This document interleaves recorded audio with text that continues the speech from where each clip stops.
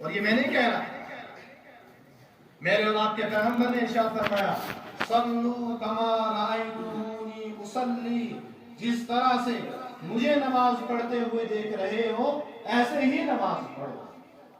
ہماری نماز محمد عربی صلی اللہ علیہ وسلم کی نماز کے ساتھ ملتی جلتی ہو، اپنے طریقے کی نماز نہ ہو کہ جس کے اندر رکوع بھی برابر نہ ہو، رکوع کے بعد کھڑا ہونا بھی مکمل نہ ہو، سجدے بھی برابر نہ ہو، دونوں سجدوں کے درمیان بیٹھنا بھی آرام سے نہ ہو۔ اب آگے سے ترجمہ نہ کر سکوں، لیکن نماز کی چند ایک چیزیں جو ہے وہ عرض کر دیتا ہوں۔ جس طرح سے نماز کے ارکان ہیں، یعنی وہ چیزیں جن کے ادا کرنے سے نماز ادا ہو جائے گی اور جن کے چھوٹ جانے سے نماز باقی نہیں رہے گی، وہ کیا ہے؟ شروع میں اللہ اکبر کہنا۔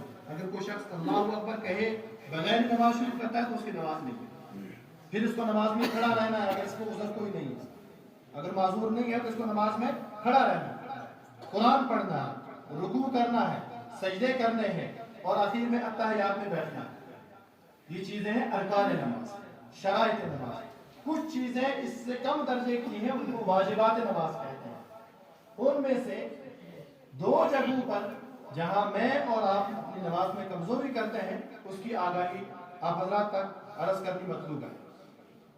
پہلی چیز، جب ہم نماز کا رکن رکوع ادا کرتے ہیں، رکوع کے بعد کھڑا ہونا، اس کو فقہ کی اصطلاح میں قومہ کہتے ہیں، اور قومہ کہتے ہیں سیدھے کھڑے ہونے۔ اس کو اگر بندہ سیدھا کھڑا نہیں ہے تو یہ قومہ نہیں ہے، اور یہ قومہ کرنا یعنی رکوع کے بعد سیدھا کھڑا ہونا یہ واجب ہے۔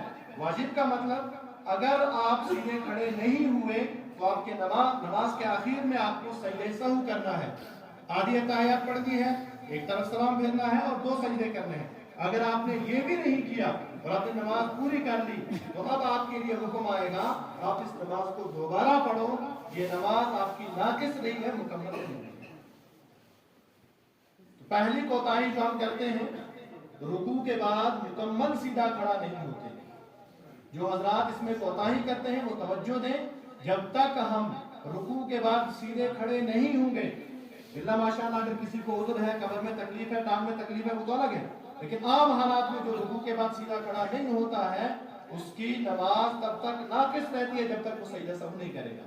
ٹھیک اسی طریقے سے جب ایک سجدہ کیا اور دوسرے سجدے سے پہلے ہم سجدے سے اوپر اٹھے، اب جو بیٹھنا ہے اس کو جلسہ کہتے ہیں۔ کیا کہتے ہیں؟ اور جلسہ اس کو کہتے ہیں جس میں انسان اطمینان سے بیٹھے، پاؤں کے بل نہ بیٹھے، مطمئن طریقے سے بیٹھے۔ اگر ہم دونوں سجدوں کے درمیان اطمینان سے نہیں بیٹھتے ہیں تو یہاں پر بھی ہم اپنا واجب چھوڑ رہے ہیں، اور اس واجب کے چھوڑنے کی وجہ سے ہماری نماز ناقص ادا ہوگی اگر ہم نے سجدہ سہو نہیں کیا۔ اس لیے اپنی نماز کو سنت کے مطابق بنائیں۔ خشوع کیا ہے؟ انسان کی نماز کی ظاہری شکل سنت کے مطابق ہو اور انسان کا دل نماز کے اندر مطمئن ہو، دائیں بائیں کی طرف نہ سوچتا ہو۔ اللہ تعالیٰ مجھے بھی ایمان والی زندگی اور آپ حضرات کو بھی ایمان والی زندگی عطا فرمائے، اور اللہ تبارک و تعالیٰ ہمیں اپنے احکامات کی پابندی کی توفیق عطا فرمائے۔ سبحان ربک رب العزۃ عما یصفون وسلام علی المرسلین والحمد للہ رب العالمین برحمتک یا